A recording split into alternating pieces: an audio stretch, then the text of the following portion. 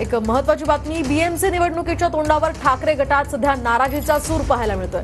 ठाकरे गटाच्या उर्वरित माजी नगरसेवकांनी नाराजीचं या ठिकाणी मत मांडलेलं आहे, तर पक्षाकडून माजी नगरसेवकांना विश्वासात घेतलं जात नसल्याची त्यांची तक्रार आहे। या सगळ्या पार्श्वभूमीवर आतापर्यंत अनेकांनी ठाकरे गटाची साथ सोडल्याचं सुद्धा आपण पाहिलेलं आहे। अधिकची माहिती आपण जाणून घेऊयात आमचे प्रतिनिधी निवृत्ती बाबर यांच्याकडून। निवृत्ती, काय सांगाल, पक्षाकडून माजी नगरसेवकांना विश्वासात घेतलं नसल्याची तक्रार आहे।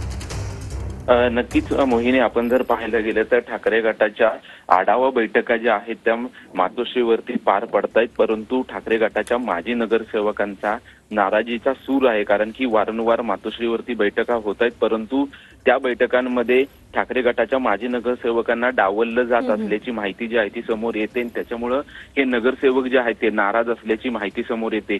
विधानसभा निवडणूक असू द्या अथवा लोकसभा निवडणूक असू द्या, या निवडणुकांच्या वेळी देखील या माजी नगरसेवकांना विश्वासात घेतलं जात नाहीये असं देखील त्यांचं म्हणणं होतं आणि त्यांनी ते म्हणणं देखील मांडलं होतं, परंतु अजून देखील त्यांना विश्वासात घेतलं जात नाहीये।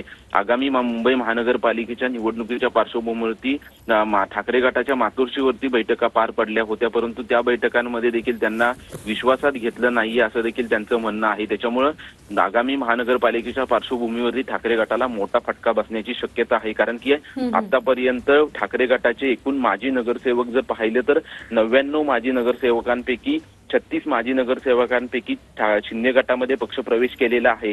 त्याच्यामुळे महानगरपालिकेच्या निवडणुका जाहीर झाल्यानंतर अनेक माजी नगरसेवक जे आहेत ते भाजपच्या जाण्याच्या वाटेवर आहेत। कारण की ज्या पद्धतीने विधानसभा निवडणुकीमध्ये भाजपला यश मिळालं होतं, त्याच्यानंतर अनेक माजी नगरसेवक जे आहेत ते भाजपच्या जाण्याच्या वाटेवर आहेत। नक्कीच धन्यवाद निवृत्ती दिलेल्या सविस्तर माहितीसाठी।